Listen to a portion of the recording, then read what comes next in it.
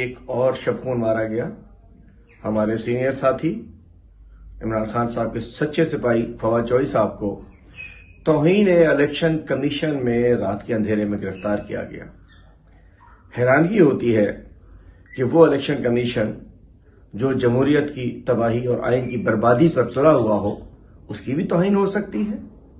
ہر غیر آئینی، غیر قانونی کام، انصاف سے بالاتر عمل جو الیکشن کمیشن دہرا رہا ہو، جو کر رہا ہو، اس کے باوجود بھی اگر کوئی الفاظ استعمال کیے جائیں تو وہ اس کی توہین ہو سکتی ہے. الیکشن کمیشن نے جس انداز سے سپریم کورٹ کے احکامات کی توہین کر دی ہے، اس کے باوجود بھی چند کوئی لفظ کہنے سے الیکشن کمیشن کی توہین ہو سکتی ہے.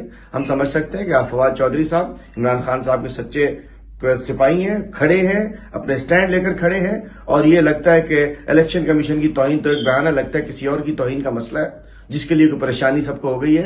فواد چوہدری صاحب کو فوری طور پہ ہم سمجھ سکتے ہیں کہ ان کو رہا ہونا چاہیے.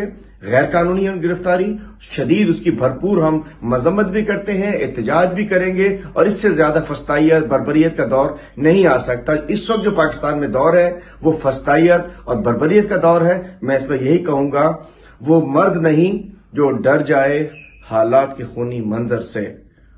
اس دور میں جینا